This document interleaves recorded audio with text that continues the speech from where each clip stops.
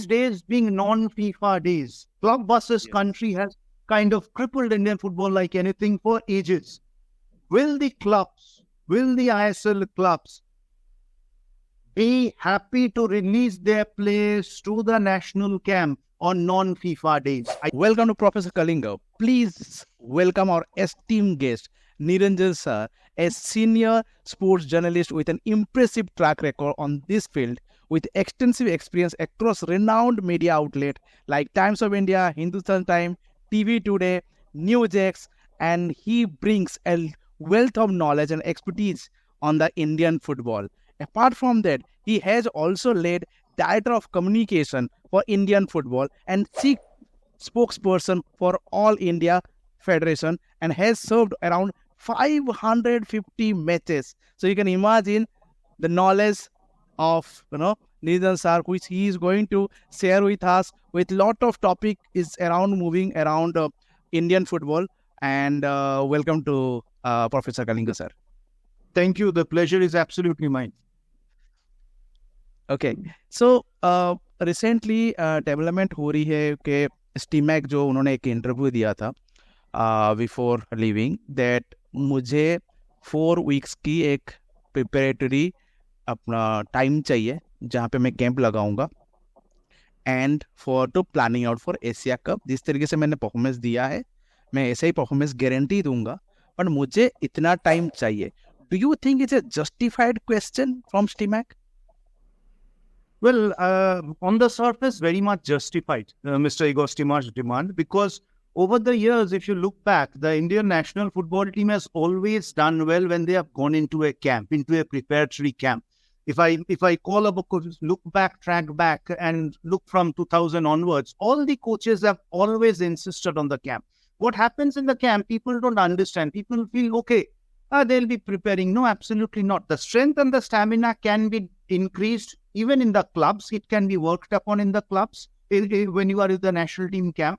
Then the strategies are done, the movements are done, practice, the set pieces are worked upon, the team bonding happens. For example, the goal which you saw of Lalianzuala Changte, the third man, finished the other day in the match final against Kuwait. Those are the kind of, I won't call set pieces, but the movements and the drills which are done each and every day at the camp. The transitions from defend to attack to defend, everything done there. And why do people in the army stay in barracks? Because it helps in the team bonding. You get to know your fellow colleague who's there, what he's doing. And the most important part is not capability, but the ambition. The ambition of the players will always have an upward graph when they are in the camp. Absolutely justified demand from the coach, I believe, to have a longish camp.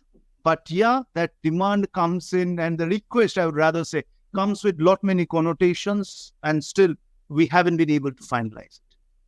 True. One more point I would like to add also, Anwar Ali to Changte, that those balls, the trigger ball, Anwar Ali gives to Changte, that movement, those comes from those camps, because those camps give you opportunity to start practicing that. Don't you think that it takes some time to practice and implement in the real game? So exactly what Niranjan sir, you said, you need good amount of time to implement, install your thought process into the squad. By the way, I would like to tell one more thing. He also told कि जो अभी हमारी team है, हम 100 rank की squad है, और हम कंपेयर कर रहे हैं यूरोप की एम्बापे, मेसी, जो कि 5 डेज में या 4 डेज में they switch off from club and switch on to the international football.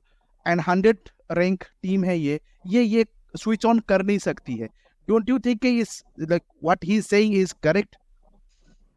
Yeah, fully agree. I fully agree with the coach because, you mentioned about those movements. What happens is the coach with his technical team goes through all studies, all the opponents, finds out where the chinks in the armor of the opponent are, and then calls in the specific players as to how his plan could be, and the team would be moving onto the field. That's an explanation and showing.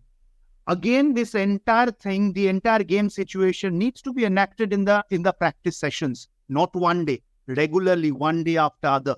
How do you do that?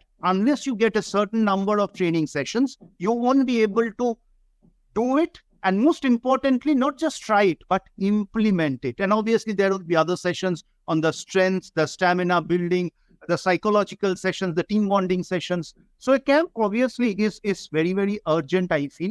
And our players have not been taught right from the childhood like a Lionel Messi or a Kylian Mbappe or a Cristiano Ronaldo. Their upbringing has not been of that European standards that they can be just switching on their mode from regulator, from the team, from the respective club team to the, what do you say, to the national team. That doesn't happen because the upbringing hasn't been such. So you cannot blame the players. We need some bit amount of time. And there are many teams which are going into the Continental Championship, the Asian Cup, based on a longish camp, preparing in a longish camp with for the championship. True. Okay. Now AIFF, if AIFF give 4 weeks to Stimac, for example, how it will impact to ISL? Well, that's a $1 million question. That's the $1 million question, and it all, I believe, that needs to be sorted out through a dialogue. Not just the Football Federation and the ISL League management, most importantly, the clubs. All stakeholders need to be getting in there. Mr. Igor Stimac needs to get involved out there. Obviously, a 1-month camp on the surface while the league is on has lot many permutation and combinations, and that's where the balance needs to be drawn. Now, for a 1-month camp, we play their first match, if I remember right, January 13th versus Australia. So from 14th of December or 13th of December, the team is to assemble. But even after that, the first round ends on 22nd of January, which means another 15 days. So 30 days plus 15 days is 45 days. And can we restart the ISL after January 22nd? Our aim is to get out of the first round into the round of 16. And as far as my memory serves me, the round of 16 kicks off in the last week of January. So how long will the break be? The ISL would be getting affected because you know what? The footballing ecosystem as much involves the national team. It also involves the clubs. Obviously, every decision would be taken in the best national interest, which is acceptable to all after a dialogue. But the clubs have paid. The broadcasting rights have been purchased. The schedule has been kind of, if not announced, almost finalized. So that's where all stakeholders need to be getting in. How long realistically can you stop the league? But I do not buy that logic of going on in certain quarters that, okay, you play the league without the star players. Now, a certain club A may have 5 national team players going into the ISL. A certain club B may not be having any teams in the national team from their club. The ISL nowadays or today is won by the quality of the Indian players. It's no more won by the quality of the foreign players because there's a very little difference between the foreign players. Everyone goes out there. So a club is being robbed then of the advantage which they had, the meticulous planning which they have done, and at what cost? A championship ticket, an entry ticket into the AFC Champions League and the AFC Cup. So that's a a lot at stake for the clubs. So that thing needs to be balanced. We are in the right hands with Dr. Shaji Prabhakaran, the Secretary General, and Mr. Kalyan Chauve. The number of matches that have been given and the scheduling, which I have been telling everyone each and every day. It's not just the number of matches, the scheduling. Because you finished the Hero Intercontinental Cup, you went into the SAF Championship, which means in a gap of 3 or 4 days, you are playing a match. That's what you would be playing in the AFC Asian Cup. So that's the scheduling which people are forgetting to appreciate the AIFF for. We are in safe hands, and I'm sure a something favorable decision acceptable to all stakeholders would be coming out very soon. Okay, so now a difficult question to you. Now, Phil, you are a Saji Prabhakaran, and you have to give us apart from rescheduling, there any other way to solve this big issue, national issue right now? Well, I'm not Dr. Shaji Prabhakaran. A certain level of capability is required to be the Secretary General or the General Secretary of the All India Football Federation. So I'm not there. But everyone's entitled to an opinion. I trust maybe the 30 days can be cut down to 25 days, and maybe after the 22nd of January, the ISL can be restarted. This is just a thought process which allows the team some 26, 27 days to train. Obviously, those 15 days, obviously, you need to have the ISL closed. And after 22nd, if the team goes on, much to the delight of each and every football fan all over the country, then it's one situation that the clubs have to play without the national team players. Maybe the scheduling can be looked into of the ISL. If not an early start, we can have some double headers going into the ISL. We do not have much double headers going into the ISL. Maybe a double header can be thought about. Maybe more double headers, not one. Yes. Which means it kind of substantiates the loss of players for the clubs. But again, the most important part is which needs to be talked and decided upon. These days being non-FIFA days, club versus country has kind of crippled Indian football like anything for ages. Will the ISL clubs be happy to release their players to the national camp on non-FIFA days? I say this because very recently, I don't want to take the name of the club or clubs, there were kind of reservations from clubs who felt that the fitness level of the players goes down when they go to the national team. And they did not release the players. They said, it's out of the FIFA days. I'm not risking my players for injury. Injury can happen in a body contact sport.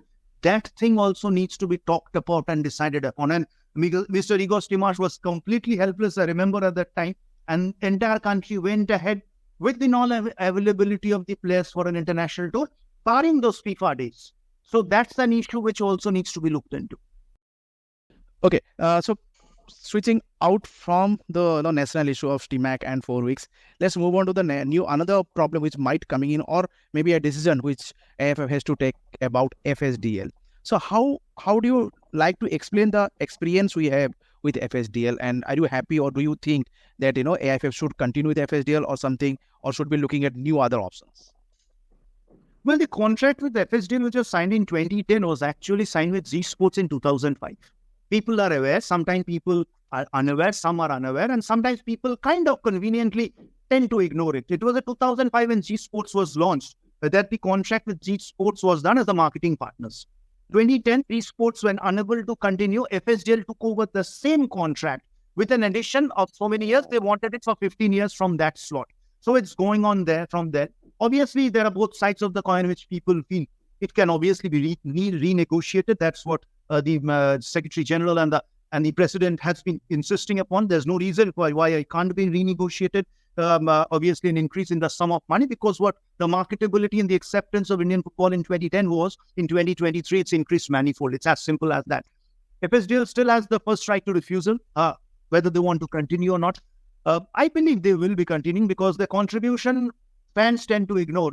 They have pumped in a huge amount of money for Indian football at no cost to the federation. The ISL is a product which we are very proud of today, has come in at the cost of FSDL. And initially, each and every club opposed the Hero Indian Super League. Now, each and every club has already been a part of the Hero Indian Super League, or is desperate to be a part of the Hero Indian Super League. So that attitude has been from the other club side to kind of criticize the ISL from sitting on the other side of the border.